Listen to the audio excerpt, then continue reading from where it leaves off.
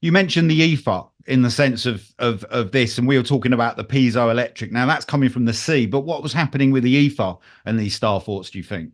Or Well, I possibly? think you've got to remember that piezoelectric currents in salt water in the Atlantic Ocean or wherever, the Pacific Ocean, and even you look at somewhere like the United Kingdom of Great Britain. If you take the Arctic Ocean, the Norwegian Sea, the North Sea, down to the English Channel, what you're looking at is a vast amount of piezoelectric effects going on. So that a lot of that discharges upward into the atmosphere. It's not just fixated in those saline water bodies. So when it comes to the ether, there was, as there is now, a constant interaction on the surfaces of the Atlantic Ocean, Pacific Ocean, and so forth, of those piezoelectric currents, as there is as they wash in the tidal flow along estuarine systems to coastlines and beaches and so forth. And so there would have been some kind of occult technology that was used to integrate both the piezoelectric currents that were coming in and the tidal flow of the saline water bodies lapping against these bastion forts or star forts.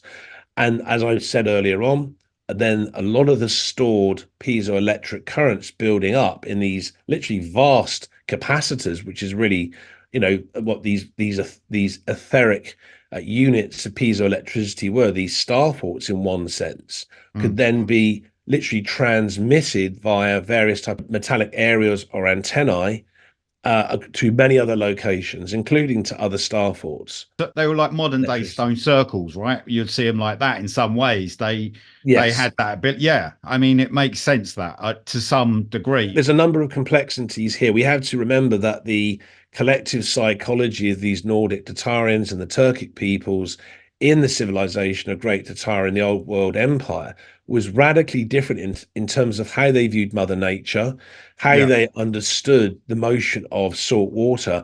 And I know we've touched on it many, many times, but when you look at the inventions of Nikola Tesla and Victor Schauberger, yeah, that the psychology of pretty much most, if not all, of the Nordic Tatarians and the Turkic peoples in the civilization of Great Tatar was based around a much more abstract discernment of Mother Nature, of the ether, and therefore the atmosphere around planet Earth, and how we, Homo sapiens or human beings, can interact in an effective and perfected way with Mother Nature yeah. and really use very profound kinds of occult technology to live very luxurious and peaceful lives, much of which unfortunately has been lost in the modern age.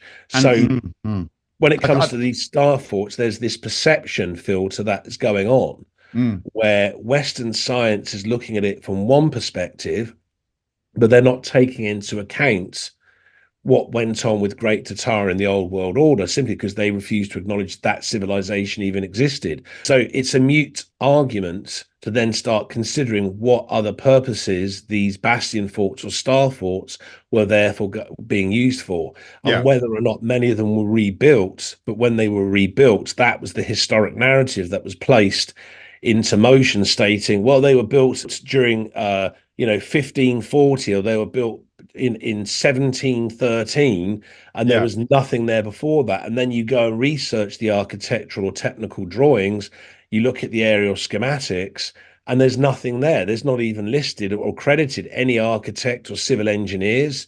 Mm, You may just be given the name of a monarch, a king, a prince, or something, and mm. that's it.